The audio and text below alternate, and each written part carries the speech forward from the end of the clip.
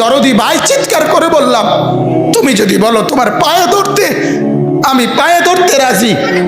তুমি যদি বলো তোমারে জড়িয়ে ধরে কাঁদতে, আমি কাঁদতে রাজি। তুমি বলো কেন আল্লাহর সাথে রাগ করলা? কেন আল্লাহর সাথে রাগ করলা? কেন আল্লাহর সাথে নারাজ হইলা? কেন সেজদা কপালে জুটলো না?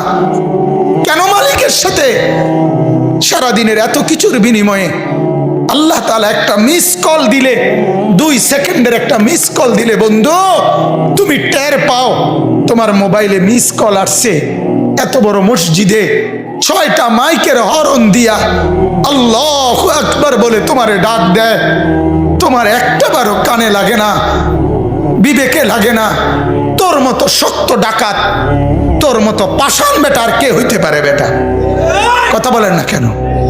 তুই ডাকাত, কত বড় ডাকাত। ওয়ায়াউমা তাকুমুস সাআতু ইউবলিসুল মুজরিমুন। আল্লাহ তাআলা বলেন যখন হাসরের মাঠ কায়েম হবে, হাসরের মাঠ যখন কায়েম হবে, নাফরমানরা, পাপীরা, সমস্ত অপরাধীরা হাসরের মাঠের দৃশ্য এক নজর চতুর্দিক দেখার পর, অবস্থাটা উপলব্ধি করার পরই ইউবলিসুল মুজরিমুন, আল্লাহ বলে সব পাপীরা একেবারে ভেবাচেকা, একেবারে এলোমেলো, অস্থির, পেরেশান হয়ে যায়। হায় এখন কি হবে? এখন কি হবে? হাসরের ময়দানে দাঁড়িয়ে দেখবে আল্লাহর নবী সাল্লাল্লাহু আলাইহি সাল্লাম বলেন 2টা কদম, শুধুমাত্র 2 পাও রাখা যায় যতটুকু জায়গা। আল্লাহ রাসূল সাল্লাল্লাহু আলাইহি সাল্লাম বলেন একজন মানুষ হাসরের ময়দানে শুধু এতটুকু জায়গায় বরাদ্দ পাবে। 1 সুতা ডানে বামে সামনে পিছনে আগ পিছ করতে পারবে না, 1 সেকেন্ডের জন্য বসতেও পারবে না। আল্লাহ তাআলা কোরআনুল কারীমের মধ্যে বলছে ইয়াউমা ইয়াকুমুন নাস লিরাব্বিল আলামিন, রব্বুল আলামিনের সামনে সবগুলো মানুষ দাঁড়িয়ে থাকবে। দাঁড়ানো দাঁড়ানো দাঁড়ানো থাকবে, দাঁড়িয়েই থাকবে। মাথার 1.5 হাত উপরে সূর্য। আল্লাহ বলবে সূর্য তোর সমস্ত তাপ আজ ছেড়ে দে, খুলে দে তোর সব তাপ। পায়ের নিচের জমিন উত্তপ্ত তামার মতো উত্তপ্ত হয়ে যাবে।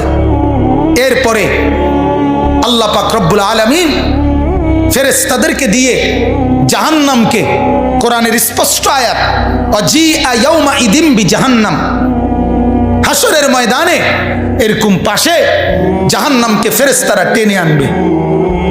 70,000 শিকল হাদিসের মধ্যে আছে জাহান্নামের মধ্যে লাগাবে। প্রতি শিকলের মধ্যে 70,000 কড়া থাকবে। কড়া, কড়া বোঝেন তো, যেটা লাগায় লাগায় কি বানায়? শিকল বানায়। 70,000 শিকল, 70,000 কড়া প্রতি শিকলে। প্রত্যেক কড়ার মধ্যে 70,000 ফেরেশতা ধরা থাকবে। তাহলে কত কোটি ফেরেশতা হিসাব বুঝছেন? 70,000 শিকল, 70,000 করে প্রত্যেক শিকলের কড়া, প্রত্যেক কড়ার মধ্যে ধরবে 70,000 ফেরেশতা। এত ভীষণ মারাত্মকের ভাবে ধরার পরেও জাহান্নাম গর্জনের সাথে ফেরেশতাদের হাত থেকে ছুটে যায়। আল্লাহ তাআলা বলেন এই ভয়ঙ্কর দৃশ্য দেখার পরে গোটা হাসরের মাঠে পাপী নাফরমানরা নিরাশ হয়ে যাবে, পেরেশান হয়ে যাবে।